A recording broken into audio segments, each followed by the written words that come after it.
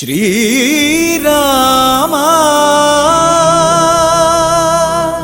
जय राम रघुराम।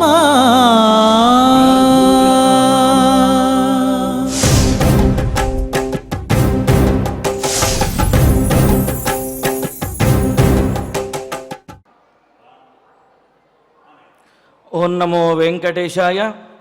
यत्पादपङ्कजरजश्रुतिभिर्विमृग्यं यन्नाभिपङ्कजभवः कमलासनः स्यात् यन्नामसाररसिको भगवान् पुरारिः तं रामचन्द्रमनिशं హృది భావయామి।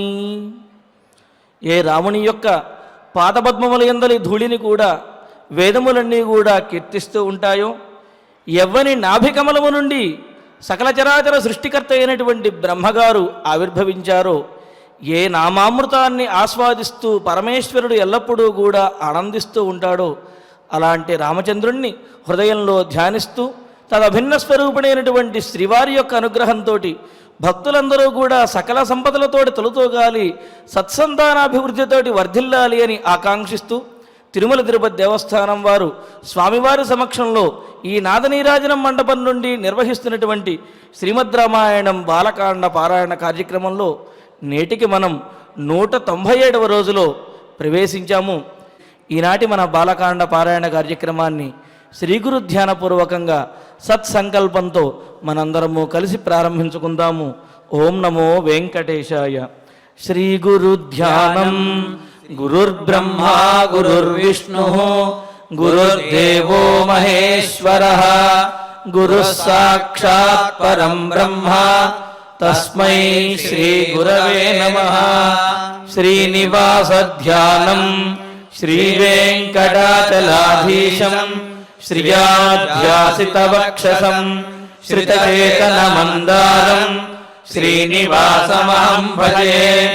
అథ సంకల్పః శ్రీమదాదివరాహక్షేత్రే విరాజమానస్య శ్రీ పద్మావతీ జానేః అఖిలాండకోటి బ్రహ్మాండ నాయకస్య శ్రీరామచంద్ర రూపాంతరస్య భగవతః శ్రీ వెంకటేశ్వర స్వామినః సన్నిధౌ హనుమత్ సీతా లక్ష్మణ భరత శత్రుఘ్న పరివార సమేత శ్రీరామచంద్ర పరబ్రహ్మణః పరిపూర్ణానుగ్రహేణ అస్మిన్ భువనే అతిశీఘ్రమేవ విశూచికాక్రిమేః వినాశనార్థం భారతవర్షస్య అభివృద్ధౌ నిమగ్నానాం విద్యా విత్త వాణిజ్య కృషి వైద్య వైజ్ఞానిక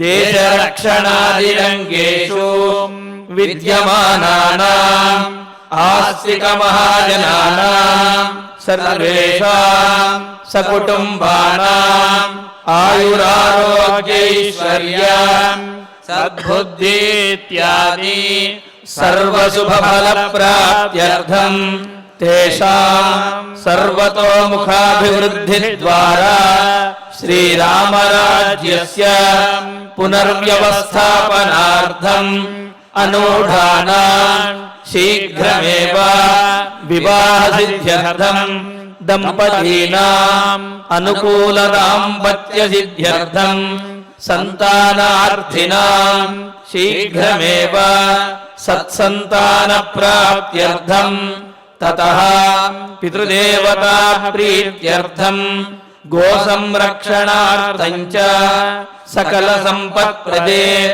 శ్రీమద్వాల్మీకి రామాయణాంతర్గతే బాలకాండే యథాశక్తి శ్లోక వ్యాఖ్యాన పురస్సరం 27తమ సర్గ శ్లోక పారాయణం తథా శ్రీమద్యోగవాదిష్ఠే విశూచికా మహామారీ నివారకస్య మహామంత్రస్య పారాయణం శ్రీధన్వంతరి మంత్ర పారాయణం చ అన్యోన్య సహాయేన ఆచార్య ముఖేన కరిష్యామహే। శ్రీవాల్మీకి ప్రార్థనా వాల్మీకేర్మునిసింహస్య కవితావనచారిణః శృణ్వన్ రామకథానాదం కో న యాతి పరాంగతిం శ్రీ ఆంజనేయ ప్రార్థనా యత్ర యత్ర రఘునాథ కీర్తనం తత్ర తత్ర కృతమస్తకాంజలిం బాష్పవారి పరిపూర్ణలోచనం మారుతిం నమత రాక్షసాంతకం శ్రీరామాయణ ప్రార్థనా వేదవేద్యే పరే పుంసి జాతే దశరథాత్మజే వేద ప్రాచేతసాదాసీత్ సాక్షాద్ రామాయణాత్మనా శ్రీరామ ప్రార్థనా ఆపదామపహర్తారం దాతారం సర్వసంపదాం లోకాభిరామం శ్రీరామం భూయో భూయో నమామ్యహం శ్రీరామచంద్ర పరబ్రహ్మణే నమః. అథ శ్రీమద్ రామాయణే బాలకాండే సప్తవింశతితమః సర్గః. శ్రీ గురుభ్యో నమః. శ్రీ వెంకటేశ చరణౌ శరణం ప్రపద్యే. శ్రీరామాయ నమః. వైద్యాధరం మహాస్త్రంచ నందనన్నామనామతః అసిరత్నం మహాబాహో దదామి నృవరాత్మజ. గాంధర్వమస్త్రం దయితం మానవన్నామనామతః ప్రస్వాపన ప్రశమనే దద్మి సౌరంచ రాఘవ. దర్పణం శోషణం చైవ సంతాపన విలాపనే మదనం చైవ దుర్ధర్షం కందర్పదయితం తథా. పైశాచమస్త్రం దయితం మోహనన్నామనామతః ప్రతీచ్ఛ నరశార్దూల రాజపుత్ర మహాయశః. తామసన్నరశార్దూల సౌమనంచ మహాబల సంవర్తంచైవ దుర్ధర్షం మౌసలన్నామనామతః. సత్యమస్త్రం మహాబాహో తథా మాయాధరం పరం ఘోరం తేజఃప్రభన్నామ పరతేజోపకర్షణం. సౌమ్యాస్త్రం శిశిరన్నామ త్వాష్ట్రమస్త్రం సుకామదం. దారుణంచ భగస్యాపి శితేషుం అథ మానవం. పరమ పవిత్రమైనటువంటి గంగా తీరంలో విశ్వామిత్రుల వారు ఎనలేని శక్తులన్నింటినీ శ్రీరామచంద్రమూర్తికి సంక్రమింపచేయదలచి వెలకట్టలేని అమూల్యములైన ఆ అస్త్రములు, ఆ శక్తులు, వాటన్నింటి గురించి పరిచయంగా కొన్ని మాటలు చెప్పారు. వాటినే మనం గత కొద్ది రోజులుగా ప్రస్తావించుకుంటూ ఉన్నాం. చాలాసార్లు ఒక ప్రశ్న వేసుకుని మనం సమాధానం కూడా అనుకున్నాం. తేలికగా ఒక మాటలో చెప్పేయకుండా, తేల్చేయకుండా వాల్మీకి మహర్షి ఎందుకు ఇంత విస్తారంగా దీన్ని వివరించాల్సి వచ్చింది అని.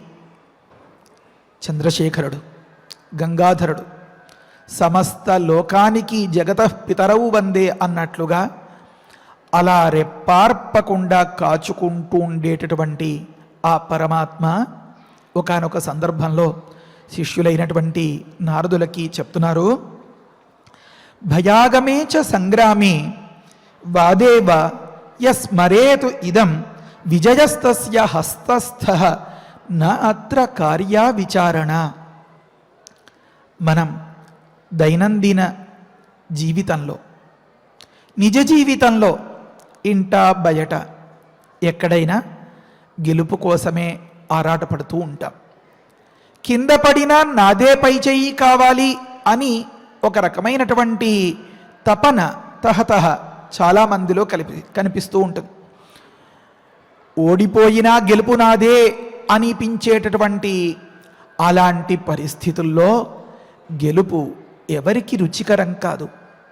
ఈ గెలుపు ఎక్కడెక్కడ అవసరం అవుతుంది అంటే, మనకి ప్రతికూలంగా ఒకటి ఏదైనా ఏర్పడినప్పుడు అది సంగ్రామం. అది కర్ర పెట్టి కొట్టుకునేంత వరకు వెళ్ళొచ్చు, లేదా మాటలతోనే కావచ్చు ఆ సంగ్రామం, లేదా వాదం జరగచ్చు.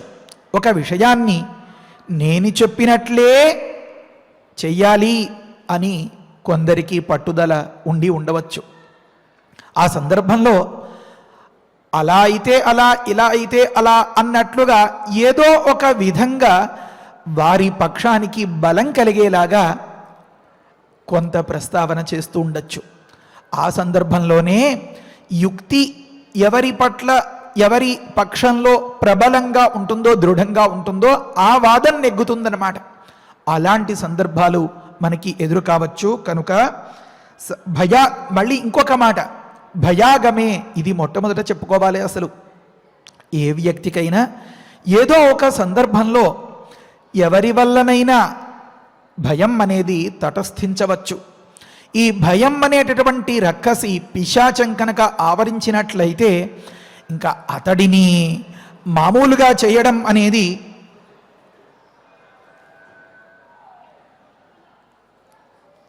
చాలా కష్టతరమైనటువంటి అంశం. ఒక్క క్షణం.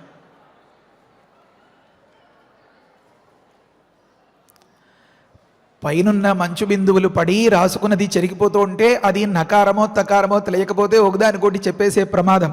కొన్నిసార్లు ప్రకృతి కూడా ఇలా పరీక్షిస్తూ ఉంటుందన్నమాట. సరే, ప్రకృతంలో ఎవరికైనా భయం కలిగితే, ఎవరికైనా ఎప్పుడైనా ఎదుటి వారితో ఒకానొక డిష్కుం అన్నట్లుగా యుద్ధం తటస్థిస్తే, లేదా మాట నెగ్గించుకోవాలి అని అనిపిస్తే, భయాగమేచ సంగ్రామే వాదేవా, అలాంటి సందర్భంలో నారద ఎవ్వరికి చెప్పకు, ఒక రహస్యం చెప్తాను అని పరమశివుడు చెప్తున్నాడు. నేను కూడా అంటున్నాను, ఎవ్వరికీ చెప్పకండి, ఇది పెద్ద దేవరహస్యం. ఈ అస్త్రాల్ని స్మరించినంత మాత్రం చేతనే విజయ తస్య హస్తస్థ, మనం వెళ్ళదలిచినటువంటి చోటుకి, మనం ఎక్కదలిచినటువంటి వాహనానికి ఆ కీ అంటారు కదా, కీలకమైనది, అది మన చేతిలో పెట్టినట్లయిపోతుందన్నమాట. విజయ తస్య హస్తస్థ. అలాగటండి గురుగారు అని అనిపిస్తుందేమో, సందేహమే లేదు అన్నారు. నా అత్ర కార్య విచారణ, అత్ర ఈ విషయంలో విచారణ అదా ఇదా అవునా కాదా అనే సందేహాలకే తావులేదు అని పరమాత్మ చెప్తున్నారన్నమాట. కనుక ఆ భగవంతుడు మనలో ఏ అభివృద్ధి సాధించాలి అని ఎక్కడో పుట్టలు కట్టేలాగా రామనామం చేసుకుంటూ ఉండేటటువంటి వాల్మీకి మహర్షిని సైతం తట్టి లేపి రామాయణం చెప్పండి, లోకాన్ని అంతని ఉద్ధరించండి అని పురమాయించాడో, ఆ ప్రేరణకు తగినట్లుగా వాల్మీకి మహర్షి తను చూసినది చూడనది కూడా చూచినంత స్పష్టంగా మనకి ఉపదేశం చేశారో, దానివల్ల మనం ప్రత్యక్షరం ద్వారా కూడా గొప్ప గొప్ప ఫలితాల్ని పొందాలని మన పెద్దలు ఆశించి ఆ వ్యాఖ్యానాల్ని అందించారో, తదనుగుణంగా మనం సప్రమాణంగా అంటే ఆధారాలతో మనం వాటిని అర్థం చేసుకుని దాన్ని జపం అనుష్ఠానంగా మరల్చుకుని మన జీవితాన్ని మంచిగా తీర్చిదిద్దుకోవాలి అని ఒకానొక తాత్పర్యం. నేను గతంలో కూడా అన్నాను, ఈసారి అఖండ పారాయణంలో ఇది అంటే మధ్యలో మాటలు లేకుండా కేవలం ఆ మంత్రాలనే అంటే ఆ అస్త్రాల గురించే అలా చదువుతాం కదా, చాలా ఫలితం. అంచేత వీలైనంత వరకు అవకాశం ఉన్నంతలో ఏ ఒక్కరూ మననమో పఠనమో శ్రవణమో విడిచిపెట్టుకోకూడదు అన్నమాట.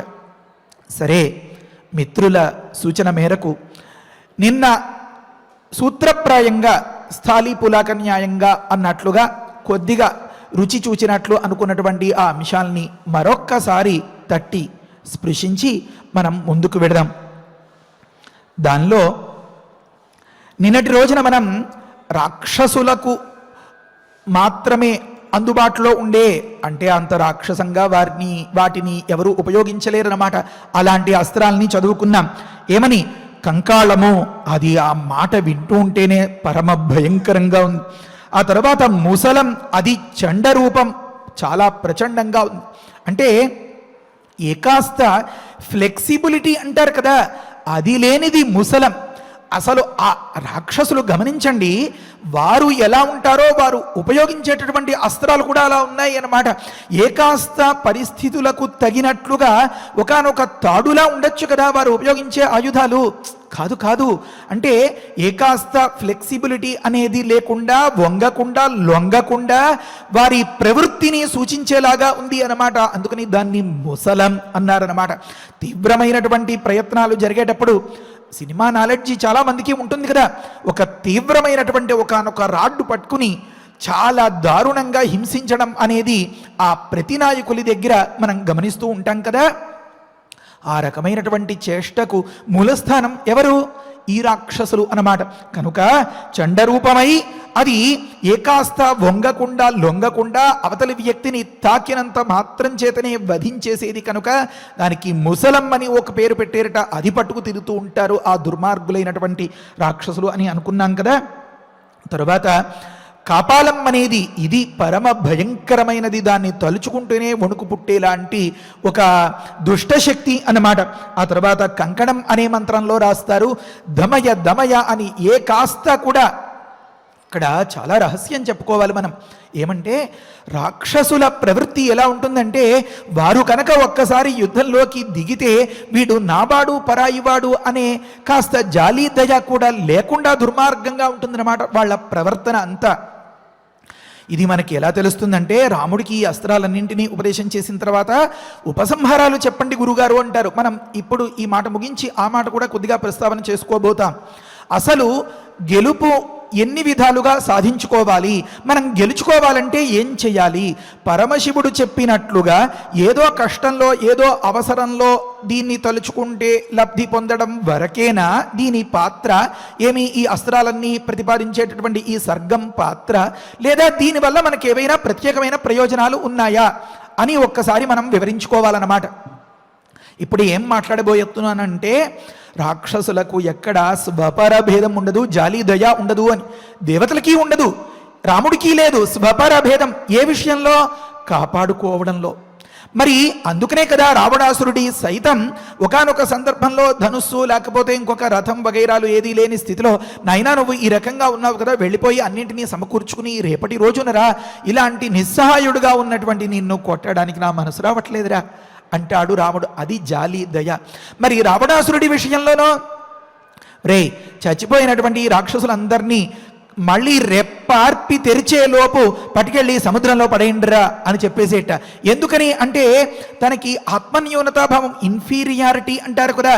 ఏమది అంటే ఇంతమంది చచ్చిపోయారు నా వాళ్ళు అని బయటపడుతుందేమో కనుక వీళ్ళందరినీ పట్టుకెళ్ళి సముద్రంలో పడేస్తే ఏమీ లేదు అని కళ్ళబొల్లి మాటలు, తప్పుడు లెక్కలు చూపించి నీకే ఎక్కువ దండగా నాతో పెట్టుకుంటే అన్నట్లు నిరూపించాలి అని, నేనేమంత నష్టపోలేదు అని చెప్పాలి అని ఏదో ఒక ప్రయత్నం చేసి, తను ఎలా అయితే ఒకానొక దగ్గర అమృతం దాచుకుని తల తెగ నరికినా దాని సహాయంతో తిరిగి బతుకుతున్నట్లుగా పాపం వీళ్ళని కూడా ఒకానొక సందర్భం వరకు పోరాడి ఆ మాదిరిగా విగత జీవులైపోయినటువంటి వారిని ఏదో ఒక ఉపాయంతో బతికించవచ్చు కదా. ఆ అపేక్ష లేదు. నిర్దయకి మారుపేరు ఆ రాక్షసులు. మరి వానర సైన్యమో ఒకానొక సందర్భంలో దేవతలంతా ప్రత్యక్షమై రామానికేం కావాలి అంటే, వీళ్ళంతా నా వాళ్లను బతికించండి, నా వాళ్ళు బతికి సంతోషంగా వాళ్ళు ఎప్పటిలాగే కపిస్వభావంతో ఎగిరి గంతులేస్తూ ఉంటే ఈ రంగంలో అంతా ఈ క్షేత్రంలో నాకు అది ఆనందం అని అనుకున్నాడు. దేవతలు ఆ మాదిరిగా అనుగ్రహించి వారందరి దగ్గర ఆ అమృత ప్రసారం చేయడం మా కథంతో మరి తర్వాత వస్తుంది.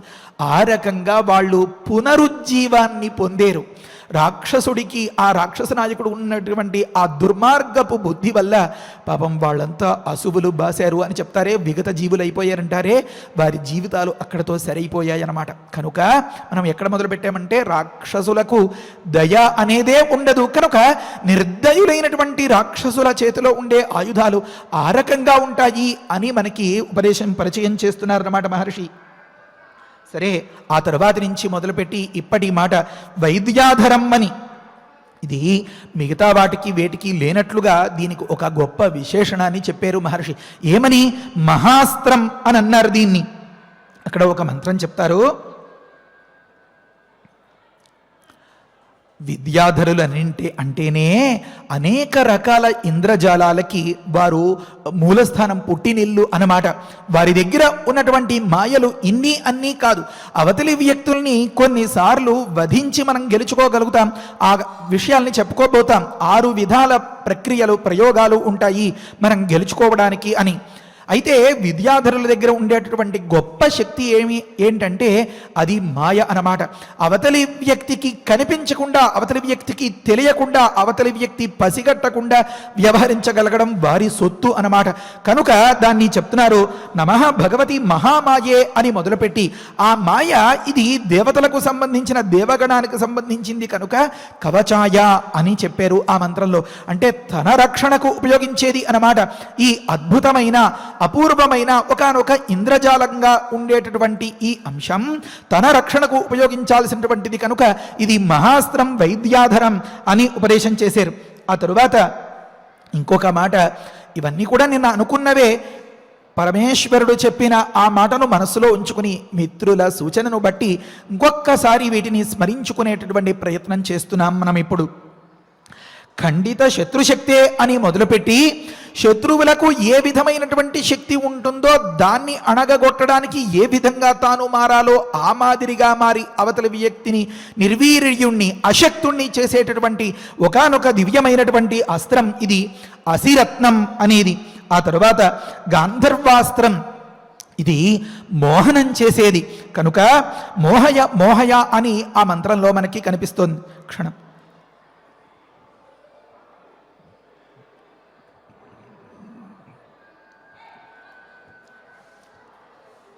ఆ తరువాత మానవాస్త్రం, ఇది భేదాన్ని కలిగించేది.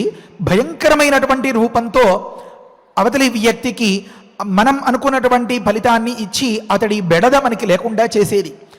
అంటే చాలా సూక్ష్మంగా గమనించాలి. ఈ అస్త్రాల తాలూకు, ఈ మంత్రాలకు సంబంధించినటువంటి అంశాన్ని క్షుణ్ణంగా అవగతం చేసుకున్నాడు కనుకనే రామచంద్రుడు మారీచుడు, సుబాహుడు ఇద్దరూ కలిసి, అంటే మూకుమ్మడిగా అన్నట్లుగా వారి సైన్యంతో దాడి చేస్తూ ఉంటే రాముడు ఏం చేశాడు అంటే మానవాస్త్రాన్ని ప్రయోగించినట్లుగా తరువాతి మాటల్లో తెలుస్తోంది. వాయువ్యాస్త్రం కూడా అని ఆశ్చర్య రామాయణాదుల్లో మనకి తెలిసింది అని అనుకున్నాం కదా. ఈ మానవాస్త్రం ఏం పని చేస్తుంది? భేదాన్ని చేస్తుంది. ఎక్కడ భేదాన్ని చేస్తుంది అంటే ఈ మారీచుడు, సుబాహుడు ఒకరిగా ఉండి ఇంత ఘోరంగా దాడి చేస్తూ ఉంటే రామచంద్రమూర్తి యుక్తితో ఆలోచించి ఈ దుష్టశక్తి సంఘటితంగా ఉన్నంత వరకు దీనిని మనం చేసేటటువంటి చిన్న చిన్న ప్రయత్నాలతో నిలువరించలేం, ఆపలేం. కనుక దీన్ని విడగొట్టాలి అని అనుకున్నట్లుగా ఈ మానవాస్త్రం ప్రయోగించి ఉంటాడు అన్నమాట. కనుక అది భేదాన్ని కలిగించింది. ఏ విధమైనటువంటి భేదాన్ని? సుబాహుడు అనేటటువంటి శత్రువుతో, రాక్షసుడితో, మిగతా సైన్యంతో ఇతన్ని వేరు చేసి ఒంటరివాణ్ణి చేసింది. ఒంటరివాణ్ణి చేసిన తర్వాత ఏం చేసింది? అతడికి భయంకరమైనటువంటి రూపంగా కనిపించి మారీచుడికి ఈ మన రాముడు వేసినటువంటి ఈ మానవాస్త్ర ప్రభావం ఎంతో గతంలో కూడా చాలాసార్లు అనుకున్నాం, చాలామందికి తెలిసిన మాటే. ఆ దెబ్బతో అతడు జీవితాంతం రామనామం విడిచిపెట్టనంతటి స్థితికి చేర్చేసింది. కనుక అంతటి దివ్యమైనటువంటి అస్త్రం ఇది అని ఒక మాట చెప్పారు, మానవాస్త్రం. ఆ తరువాతి మాటలు ప్రస్వాపనం, ప్రశమనం అనేవి మనం నిన్నటి రోజున అనుకున్నాం. కొన్నింటిని, కొంతమందిని బబ్బో పెట్టే లాంటి ప్రయత్నం, కొన్నింటిని అణిచేసేలాంటి ప్రయత్నం అని. మళ్ళీ సౌరాస్త్రం అన్నప్పుడు పరాయ తేజో నిబర్హణాయ అని ఒక మాట చెప్పారు. దానికంటే మించినటువంటి ఉత్కృష్టమైనది ప్రపంచంలో ఒకానొక తేజస్సు, ఒకానొక శక్తి లేనే లేదు.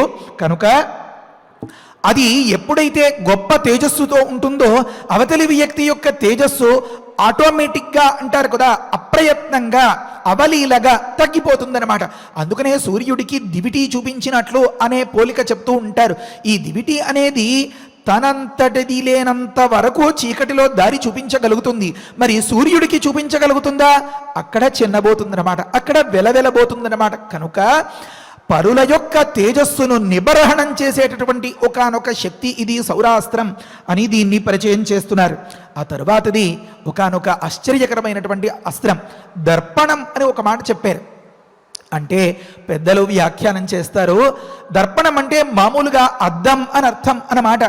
ఎందుకు ఆ పేరు వచ్చింది దానికి ఆదర్శం అని కూడా పేరు. అంటే మనల్ని మనకి చూపించేది, అలా చూపించిన సందర్భంలో ముఖంలో బొట్టు సరిగా ఉందా లేదా, పైన జుట్టు సరిగా ఉందా లేదా వగైరాలు అన్నీ పరిశీలించుకుని ఇక్కడ సవరించుకుంటూ ఉంటారు. అయితే దీన్ని కొన్ని సందర్భాల్లో దర్పణం అని కూడా పిలుస్తారు. ఎందుకట అంటే సంస్కృతంలో ఉండే మహత్తే ఇది. సంస్కృతం కాస్త పరిచయం ఉన్న వారికి కూడా సులువుగా తెలుస్తుంది. ఏమంటే దర్పణ అనే మాటలో 2 అంశాలు ఉన్నాయట. దర్ప నా అని అన్నమాట. మొదటి దానికి దర్పము అంటే గర్వం, అహంకారం, గీర, టెక్కు ఇవన్నీ చాలా మందికి తెలుసు.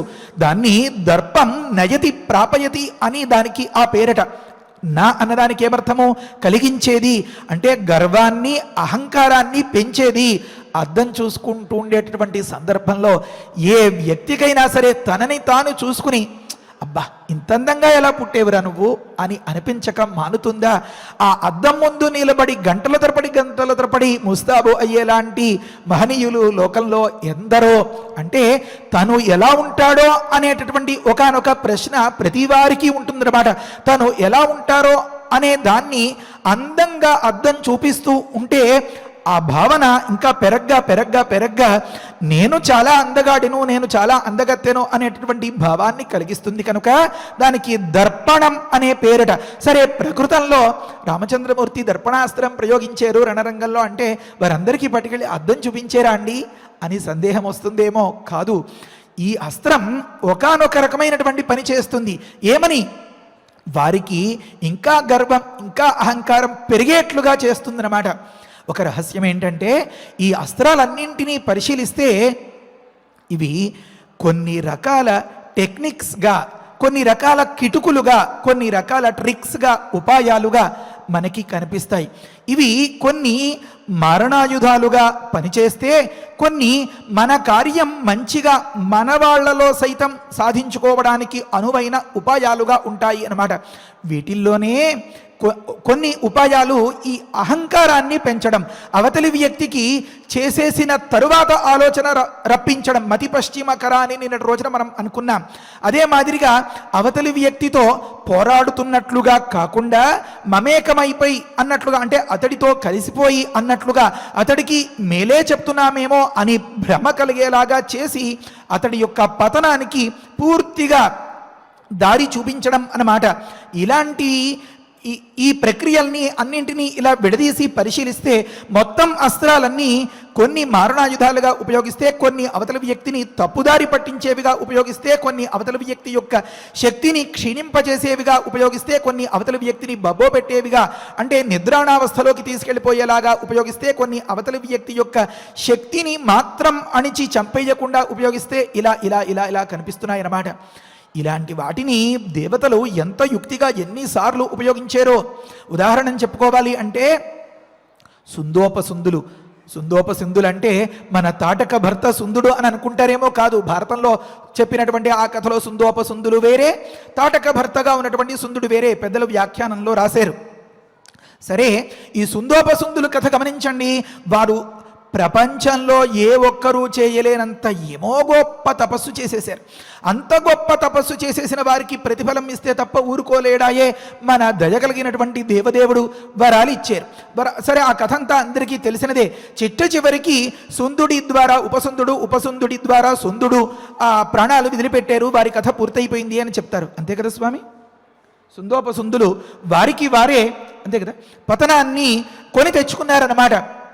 అప్పుడు ఏమి యుక్తి చెప్పారు అంటే ఆ నారదులు ప్రవేశించినట్లు ఆ కథ అంతా మరి చెప్తే చాలాసేపు పట్టేస్తుంది. చివరికి సారాంశం ఏమిటంటే వారిని కాస్త రెచ్చగొట్టి వారిలో వారే తన్నుకు చచ్చేలాగా ఆ పరిస్థితి దాపురించినటువంటి వైనం ఈ అస్త్రాల్లో చెప్పినటువంటి ఒకానొక ఉపాయమే, ఒకానొక కిటుకే, ట్రిక్కే. కనుక మళ్ళీ ఇంకొక ఉదాహరణ మనం అనుకోవచ్చు.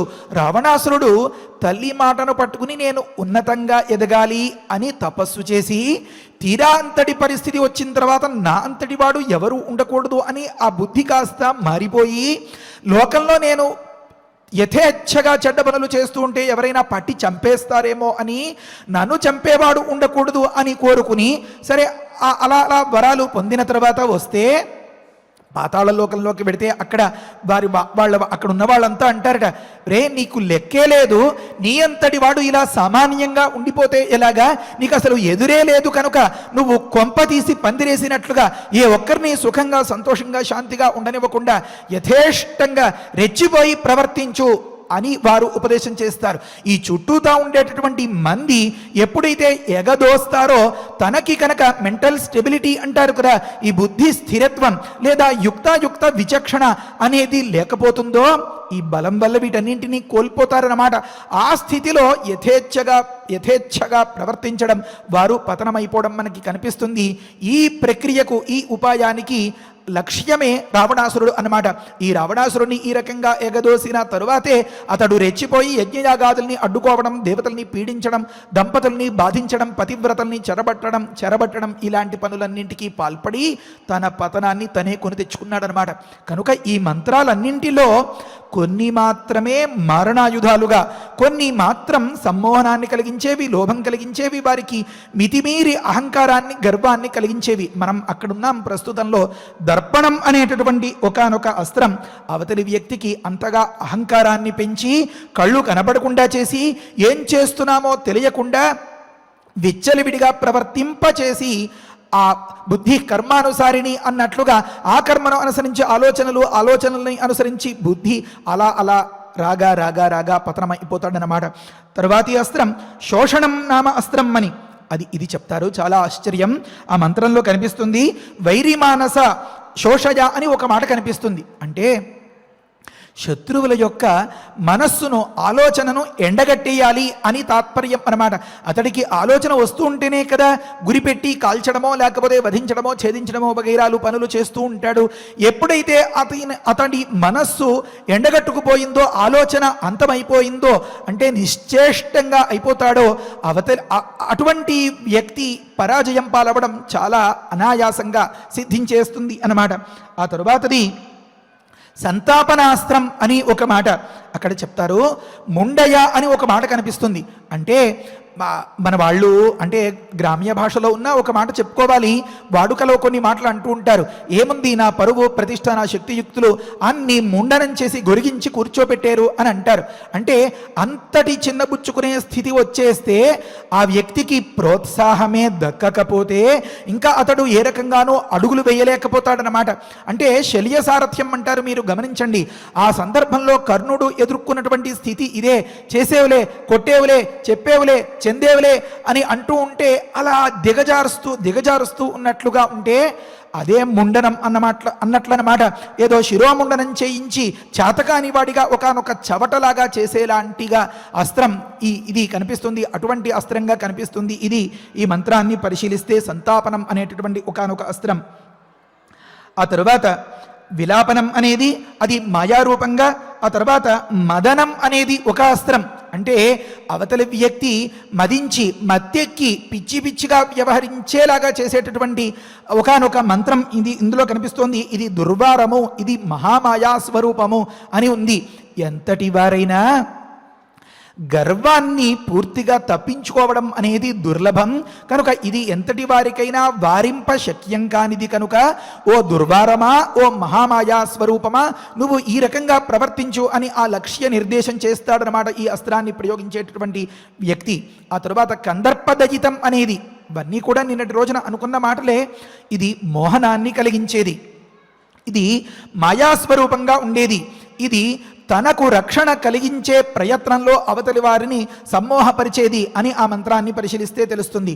ఆ తర్వాత పైశాచం అనేది పరమోహనాన్ని కలిగించేది అని, ఆ తర్వాత తామసం అనేది తిమిరహస్తకర ప్రతిసైన్యం సంవృణు అని ఒక మాట అన్నమాట. అంటే తమో గుణం అనేది ఒకటి ఏం చెయ్యాలో కర్తవ్యం తెలియకుండా చేసేసేది. అలాంటి స్థితిలో అవతలి వ్యక్తుల అందరికీ కూడా సత్వ రజస్తమో గుణాలు 3 గుణాలు ఉన్నా ఏవి హెచ్చుగా ఉంటాయో దాని ప్రభావం ఎక్కువగా ఉంటుంది అని చెప్తూ ఉంటారు. మరి అలా కాకుండా దేవతలైతే కేవలం సత్వగుణమే ప్రధానంగా ఉండేవారు, మరి కొందరు రజోగుణమే ప్రధానంగా ఉండేవారు, మరి కొందరు తమోగుణమే ప్రధానంగా ఉండేవారు ఉంటారు. మానవులంతా ఈ 3 గుణాల కలయికగా మేలవింపుగా ఏర్పడినటువంటి అంతఃకరణంతో ఉంటారు. అలాంటి సందర్భంలో మనం సాధన చేసి తమో గుణాన్ని పూర్తిగా నిర్మూలించుకుని రజోగుణాన్ని సంస్కరించుకుని సత్వగుణాన్ని పెంచుకుంటే మనం ఒక అంశాన్ని అందంగా ఆస్వాదించి సంతోషంగా సుఖంగా ఉండగలుగుతాం అన్నమాట. సరే, ప్రస్తుతం అసలు కథ చెప్పుకోవాలి అంటే ఈ రాక్షసులు అసలే తమో గుణంతో ఉంటే ఈ తామశాస్త్ర ప్రయోగం కనుక చేసినట్లయితే వారందరినీ కూడా ఈ అజ్ఞానం ఆవరించి అజ్ఞానం పెరిగిపోతే పశు ప్రవృత్తితో ఏం చేస్తున్నామో ఎవరి పట్ల ఎలా ప్రవర్తించాలో తెలియని స్థితిలో కొట్టుమిట్టాడేలాగా చేసేది అన్నమాట ఈ అస్త్రం. ఆ తరువాత సౌమనం అనే అస్త్రం ఆ మంత్రాన్ని వివరిస్తారు. అమోఘ శక్తి ఇది పరస్తంభనాన్ని చేసేది అని. దీనివల్ల తనకు రక్షణ, అవతలి వ్యక్తికి అదే సందర్భంలో నిశ్చేష్టుడిగా అయిపోయేలాగా ఒక స్తంభంలాగా ఒకనొక జడంలాగా, అంటే కొయ్యబారిపోవడం అంటారే ఆ మాదిరిగా చేసేసేలాగా లక్ష్యం కనిపిస్తుంది అన్నమాట. ఆ తరువాత సంవర్తం అనేటటువంటి ఒకనొక అస్త్రం నృరిపూన్ క్షిప నమః అని ఒక మంత్రం చెప్తారు. ఇంకా పూర్వోత్తరాలు ఉంటాయి. పరిచయం కోసం మాత్రమే మనం ఈ మాటలను చెప్పుకోవడం. ఎక్కడో నిన్నటి రోజున అన్నాం కదా, రామాయణ తరంగిణి అని ఒకానొక గ్రంథం రాసినటువంటి మహానుభావులు ఎంతమంది వారి జీవితాలని ధారపోసి మనకి ఆ సారాన్ని అందించారో. హనుమజ్జానకి రామశర్మ గారు అని అలాంటి మహానుభావులు ఎంతో మథించి శోధించి రాసినటువంటి మాట వారు చెప్తారు. ఒకానొక సందర్భంలో అలెగ్జాండర్ అనేటటువంటి ఒకానొక విదేశీయుడు సకల ప్రపంచాన్ని గెలుచుకోవాలి అనేటటువంటి ఒకానొక భావనతో అక్కడక్కడ అలా గెలుచుకుంటూ మన భారతదేశానికి వచ్చినప్పుడు ఈ భారతీయుల్లో ఉన్నటువంటి ఈ విద్వాంసులు, ఈ పండితోత్తములు, ఈ తపస్సంపన్నులు అలా ఏమీ చాతకానట్లు ఉండి తీరా పరసైన్యం శత్రు సైన్యం ప్రవర్తించేటటువంటి సందర్భంలో వారు ఏమేమో చదివేవాళ్ళు, వాళ్ళు ఏదేదో పట్టుకుని మంత్రించి విడిచిపెట్టేవారు. అది ఒక్కొక్కరి మీద వందగా మరి పిడిగుద్దులు కురిపించేసేది అని ఒకానొక చరిత్రకారుడైనటువంటి విదేశీయులు వారి గ్రంథాల్లో రాసుకున్నారట. మీకు ఎవరికైనా కావలిస్తే మీరు మన వెబ్సైట్లో కూడా వెతుక్కోవచ్చు. రామాయణ తరంగిణి అనే గ్రంథంలో ఈ ప్రకృత సందర్భంలో ఇది స్పష్టంగా కనిపిస్తుంది. మీకు దొరకకపోతే నేనైనా ఆధారం చూపించగలుగుతాను. ఇంకొక గ్రంథం ఉంది, బ్రహ్మశ్రీ వారణాసి సుబ్రహ్మణ్య శాస్త్రి గారని. వారెంతటి మహనీయులు! అమ్మో, ఒక విషయం కాదు, రామాయణ తత్వకథనం అని ఒక మాట రాశారు. కొంతమంది దుర్మార్గులు మన రాముడికి మీద కూడా దుమ్మెత్తిపోశారు. కొంతమంది దుర్మార్గులు వాల్మీకి మహర్షి మీద, రామాయణం మీద కూడా కట్టుకథలు అల్లి జనాల్ని, మంచివారిని తప్పుదారి పట్టించాలి అని రకరకాలుగా ప్రవర్తించారు. అంటే రాక్షసులు ఎప్పుడో ఎక్కడో ఒక కాలానికే పరిమితం అని మనం అనుకోవడానికి లేదన్నమాట. అలాంటి సందర్భంలో పాపం ఆ మహనీయులు బ్రహ్మశ్రీ వారణాసి సుబ్రహ్మణ్య శాస్త్రి గారు అన్నటువంటి నిజంగా గొప్ప మహర్షి సములైనటువంటి వారు వారి జీవితాన్ని అంతని వెచ్చించి ఆ దుర్మార్గులు రాసినటువంటి ఆ పుస్తకాన్ని అంతని బాగా చదివి దానికి మూలాలన్నీ వెతికి ఈ దౌర్భాగ్యులు, ఈ అజ్ఞానులు ఇలా భ్రమపడడానికి కారణం ఇది అని అన్వేషించి ఆ కారణానికి సరైన సమాధానాన్ని చెప్తూ ప్రమాణాల్ని ఉదహరిస్తూ వారు గ్రంథం రాశారు. దానికే రామాయణ తత్వకథనం అని పేరు. ఎన్ని పుస్తకాలు తిరగేయకపోతే ఇక్కడ ఈ అంశాలు వస్తాయి. ఇదేం ఆషామాషినా ఏదో ఇంట్లో ఇల్లాలో లేకపోతే బజార్లో పనివాళ్ళలో పకోడీలు వేసి పెడితే గారెలు అల్లం పచ్చడిలో అద్దుకుని తినడం లాంటి సాధారణ ప్రక్రియ పరమాత్మ యొక్క మన శ్రీవారు శ్రీనివాసుని యొక్క దివ్యానుగ్రహం ఉండాలి. వెంకటరాముడు రామ గోవిందుని యొక్క పరిపూర్ణ కృప ఉండాలి. సాక్షాత్తుగా ఆ హనుమ వచ్చి ఇక్కడ కూర్చుని ఇక్కడ తత్వోపదేశాన్ని చేస్తూ ఇక్కడ సుప్రతిష్ఠితమైనప్పుడు మాత్రమే మనకు అసలు ఈ గ్రంథాలు ఉన్నాయి అనే విషయమైనా తెలుస్తుంది. వాటిని చదవాలి, వాటిని ఆకలింపు చేసుకోవాలి. అందులో రకరకాల అచ్చుతప్పులు ఉండొచ్చు. మరి ముందేముంది, తర్వాత ఏముంది, ఈ మంత్రాలని క్రోడీకరించుకునేటప్పుడు కూడా చాలా ప్రయాస. మీరు పడితే పడ్డారేమో, ఇదంతా మా ముందు ఎందుకు అని అనుకుంటారేమో. ఇంతటి ప్రయాసపడి ఇంతటి తపస్సు చేస్తే తప్ప ఇది నాకు కావాలి అని పూర్తిగా మనం తహతహలాడి తపన పడితే తప్ప ఒక దివ్యమైనటువంటి విషయం మనకి అందదనమాట. సామాన్యులకి, అజ్ఞానులకి, అవివేకులకి ఇదెంత అని అనిపించవచ్చు. అలా అనిపించిన సందర్భంలో రామాయణ తత్వకథనం అని రాసి వాటన్నింటికీ సమాధానం చెప్పి వారి నోళ్లు మూయించినటువంటి వైనం మనకు ఆ గ్రంథంలో చాలా స్పష్టంగా కనిపిస్తుంది. దానిలో కూడా ఉదాహరించారు ఏమని విదేశీయులు వారి చరిత్రలో ఈ రకంగా రాసుకున్నారు. ఇంతింతటి అస్త్రశస్త్రాలు అంటే మనకి తెలిసినటువంటి ఇప్పటి కథలే కదా. అలెగ్జాండర్ వగైరా వీరంతా కూడా ఈనాటి విషయాలని విదేశీయులు చెప్తే ఎంతో గొప్పగా, అంటే వాళ్ళు ఎంతో శోధిస్తారు మనవారి కంటే అని ఒక తక్కువ చూపు ఉండేవారికి కూడా మనవారి మీద తక్కువ భావన ఉండి ఎవరినో ఎంతో మెచ్చుకునేలాంటి స్వభావం ఉన్నవారికి కూడా వారు చెప్పినటువంటి మాటలో ఆ పుస్తకాలు చరిత్రలు తిరగేసి చూస్తే ఔరా అనిపించేలాంటి ఎన్నో నిజాలు బయటికి వస్తాయన్నమాట. కనుక ఇలాంటి అస్త్రాలని అన్నింటినీ స్మరించినంత మాత్రం చేతనే ఇంతటి ప్రభావం అని చెప్పినటువంటి మన పరమశివుని ఉపదేశం అది వృథా కాదు కదా. సరే, సమయాన్ని అనుసరించి మనం కొద్దిపాటి ప్రసంగంతో దీన్ని ముగించుకుందాం. ఆ తరువాతి మాట దాదాపుగా అన్నింటినీ మనం చెప్పేసుకున్న మాటలే. సత్యం అనేటటువంటి ఒకానొక అస్త్రం, అదేమనంటే ఇది మొదలుపెట్టి చెప్పదలుచుకున్నాను. సంవర్తం అనేటటువంటి ఒకానొక అస్త్రం దగ్గర చెప్పాలి అని అనుకున్నాను.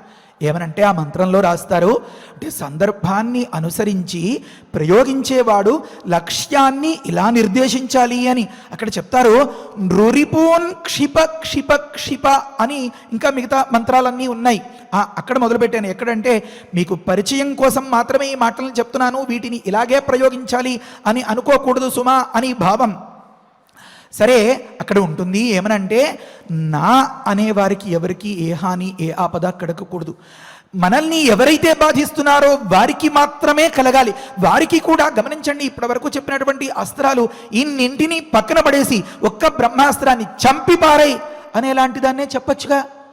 మన లక్ష్యం అది కాదు, భారతీయుల తత్వం అది కానే కాదు. శ్రీరాముని పరివారము రాముని వారమండి మేము అని అనుకునేటటువంటి మన మనస్తత్వం అస్సలు అలా కానే కాదు. కనుక వారిని చెదరగొట్టు, వారిని బెదరగొట్టు, వారిని ఎగరగొట్టు అని చెల్లా చెదురు చేసి సంఘటితంగా ఉండి దుర్మార్గపు ప్రవృత్తితో ఉన్నవారిని చెదరగొట్టినంత మాత్రం చేతనే మన అవసరం తీరిపోయి మనం క్షేమంగా ఉండిపోగలుగుతాం కదా అనేలాంటి ఒకానొక సాత్వికమైన దయ నిండినటువంటి భావన అన్నమాట.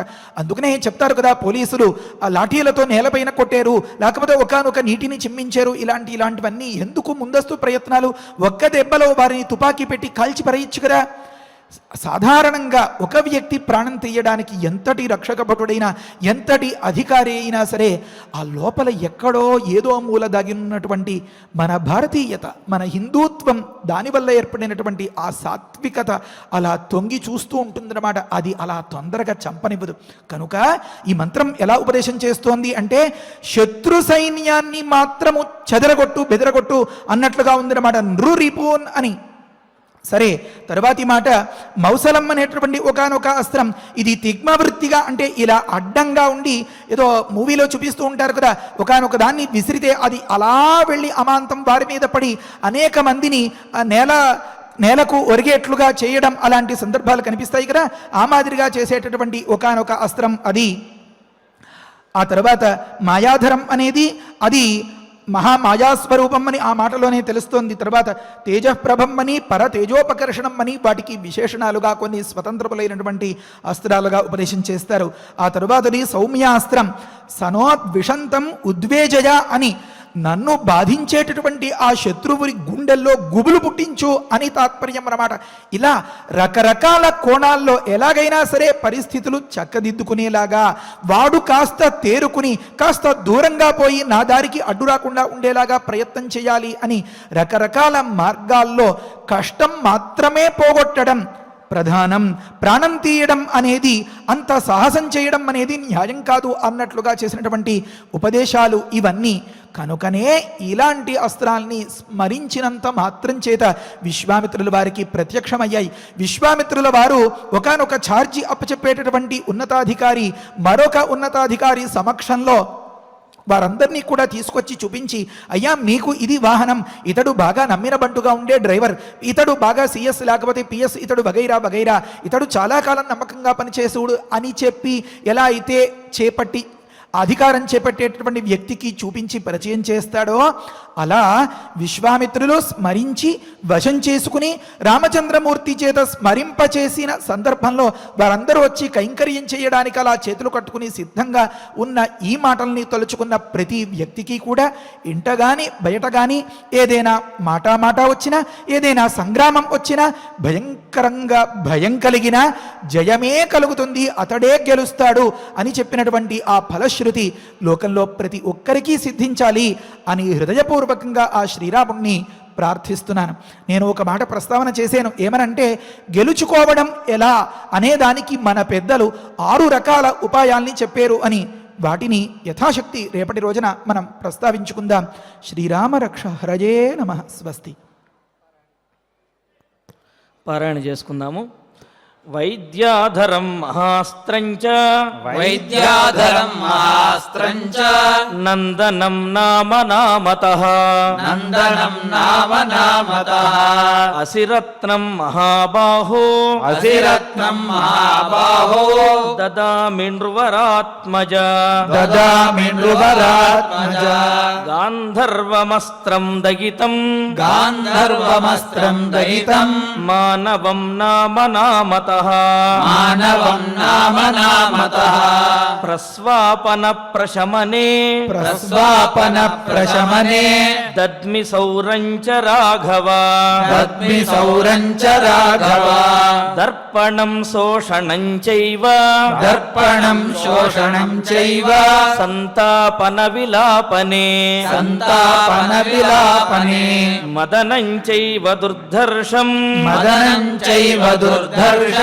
కందర్పదగితం తథా కందర్పదయితం తథా పైశాచమస్త్రం దగితం వైశాచమస్త్రం దయితం మోహనం నామ నామతః మోహనం నామ నామతః ప్రతీచ్ఛన రశార్దూల ప్రతీచ్ఛ నరశార్దూల రాజపుత్ర మహాయశః రాజపుత్ర మహాయశః తామసం నరశార్దూల తామసం నరశార్దూల సౌమనంచ మహాబల సౌమనం చ మహాబల సంవర్తం చైవ దుర్ధర్షం సంవర్తం చైవ దుర్ధర్షం మౌసలం నామ నామతః కౌసలం నామ నామతః సత్యమస్త్రం మహాబాహో సత్యమస్త్రం మహాబాహో తథా మాయాధరం పరం తథా మాయాధరం పరం ఘోరం తేజః ప్రభం నామ ఘోరం తేజః ప్రభం నామ పరతేజోపకర్షణం పరతేజోపకర్షణం సౌమ్యాస్త్రం శిశిరం నామ సౌమ్యాస్త్రం శిశిరం నామ త్వాష్ట్రమస్త్రం సుకామదం వాష్ట్రమస్త్రం సుకామదం దారుణం చ భగస్యాపి దారుణం చ భగస్యాపి సితేషు మధమానవం సితేషు మదమానవం ఏతాన్ రామ మహాబాహో ఏతాన్ రామ మహాబాహో కామరూపాన్ మహాబలాన్ కామరూపాన్ మహాబలాన్ గృహాణ పరమోదారాన్ గృహాణ పరమోదారాన్ క్షిప్రమేవ నృపాత్మజ క్షిప్రమేవ నృపాత్మజ ఇత్యార్షే ఇత్యార్షే శ్రీమద్ రామాయణే శ్రీమద్ రామాయణే బాలకాండే బాలకాండే సప్తవింశతితమే సర్గే సప్తవింశతితమే సర్గే అష్టౌ శ్లోకాః అష్టౌ శ్లోకాః రమణీయమైన రామాయణ ప్రవచనంలో విశ్వామిత్ర మహర్షి రామచంద్రమూర్తికి అస్త్రశస్త్రములన్నింటినీ కూడా ఉపదేశం చేస్తూ ఉన్నాడు. అయితే వీటిలో ప్రయోగము ఉపసంహారము రెండూ కూడా తెలుసుకోవాలి. అదేవిధంగా ఏ సమయంలో ఏ అస్త్రాన్ని ఏ విధంగా ప్రయోగించాలి అనే సద్యస్ఫూర్తి అనేది వెంటనే స్ఫురించాలి. ఇవన్నీ కలిగినప్పుడు మంత్రబలంతో వాటిని ఉపాసన చేసినప్పుడు మాత్రమే ఆ అస్త్రములన్నీ కూడా స్వాధీనమవుతాయి. పైగా అస్త్రములు అనగానే మనందరికీ అనిపించే మాట ఏదో శారీరకమైనటువంటి వైకల్యాన్ని కలుగజేస్తాయి, సంహరిస్తాయి, కాళ్ళు చేతులు విరగ్గొడతాయి అనేటువంటి ఉద్దేశ్యం మాత్రమే ఉంటుంది. కానీ ఈ మంత్రపూరితమైనటువంటి అస్త్రములు మానసికమైనటువంటి వైకల్యాన్ని కూడా కలుగజేస్తాయి. అందుకనే ఇక్కడ మారీచుణ్ణి కొట్టినప్పుడు ఆ మానవాస్త్రంతో వాయువ్యాస్త్రంతో కొట్టాడు, సముద్రంలో పడ్డాడు.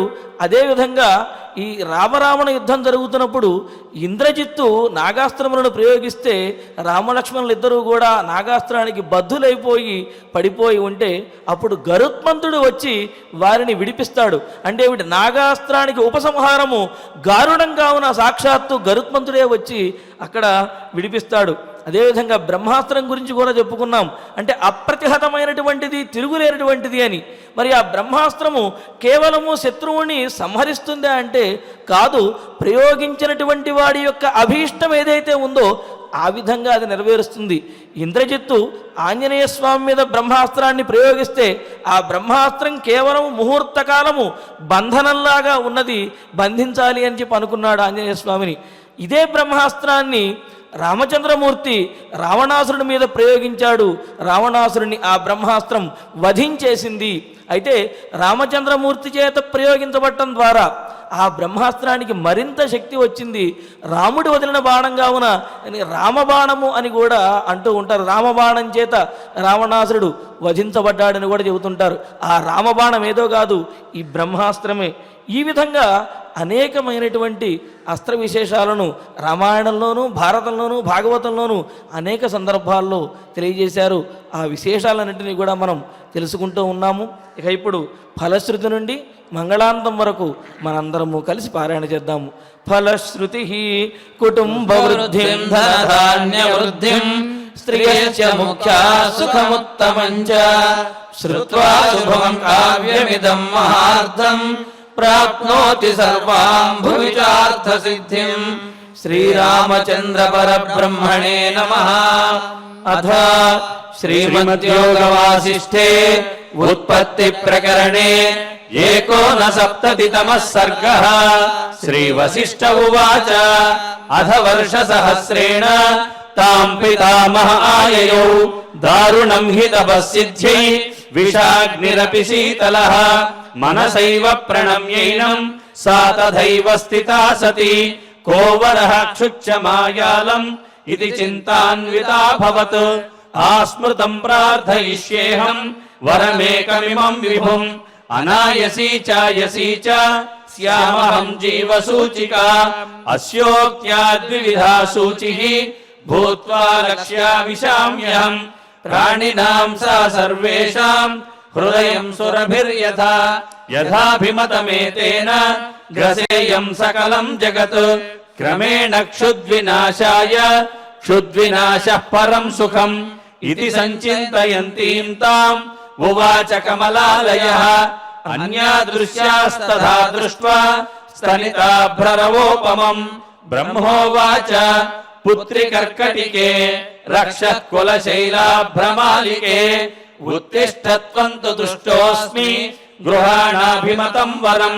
కర్కట్యువాచ భగవన్ భూత భవ్యేశ శ్యామహం జీవసూచికా అనాయసీ చాయసీ చ విధేర్పయసి చేద్వరం.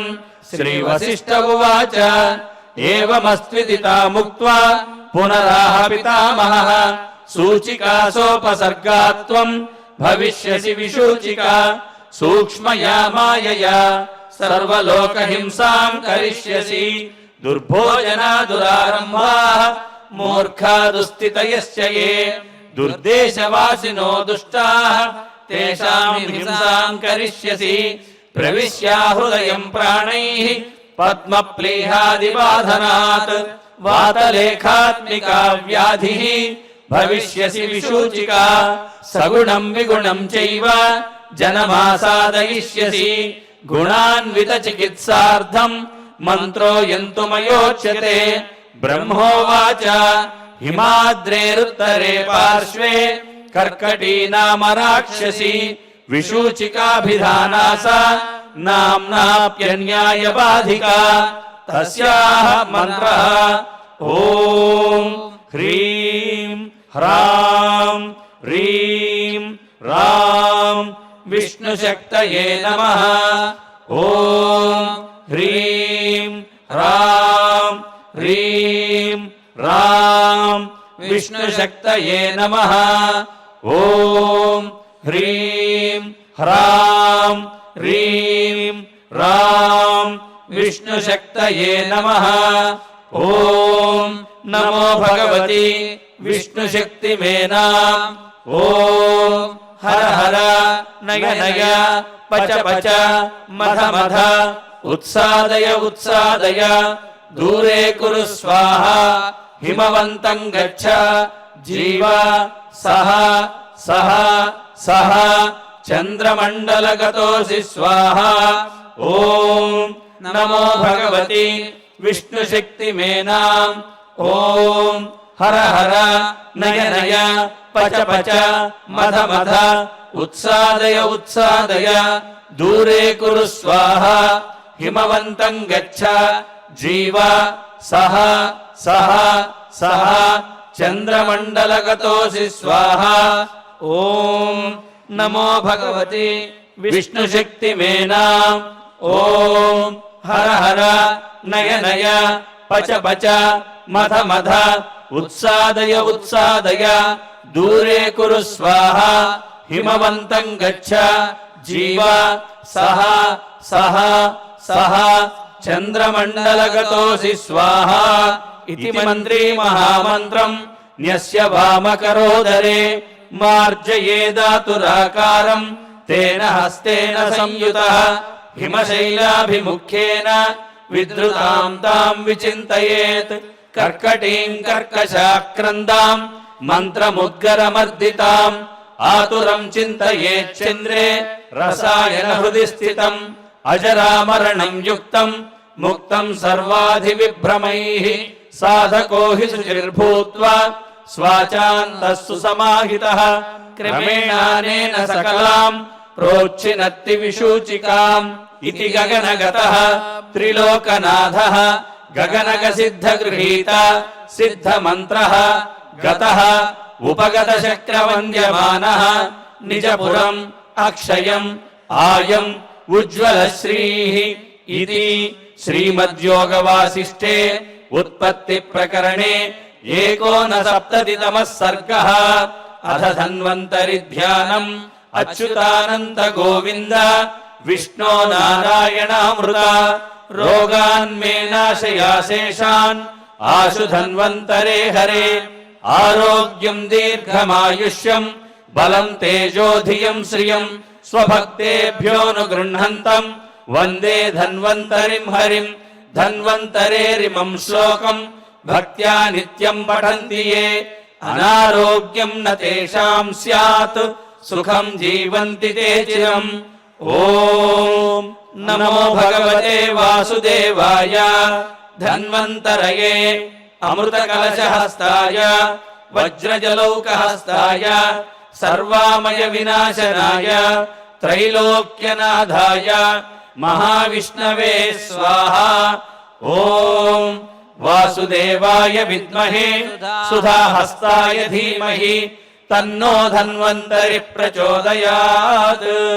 అధ నవగ్రహ ప్రార్థనా ఆరోగ్యం పద్మబంధుర్వితరతు నితరాం సంపదం సీతరశ్మిః. భూలాభం భూమిపుత్రః సకలగుణయుతాం వాగ్విభూతిం చ సౌమ్యః. సౌభాగ్యం దేవమంత్రి రిపుభయశమనం భార్గవః. శౌర్యమార్కిః దీర్ఘాయుః సైంహికేయః. విపులతరయశః కేతుః ఆచంద్రతారం. అరిష్టాని ప్రణశ్యంతు దురితాని భయాని చ. శాంతిరస్తు శుభం మేస్తు గ్రహాః కుర్వంతు మంగళం.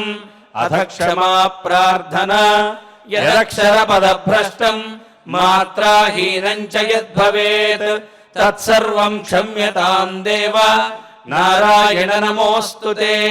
అథ భగవత్సమర్పణం కాయేన వాచా మనసేంద్రియైర్వా బుద్ధ్యాత్మనా వా ప్రకృతే స్వభావాత్ కరోమి యద్యత్ సకలం పరస్మై నారాయణాయేతి సమర్పయామి. అథ మంగళం శ్రియః కాంతాయ కళ్యాణ నిధయే నిధయేర్థినాం. శ్రీవేంకటనివాసాయ శ్రీనివాసాయ మంగళం.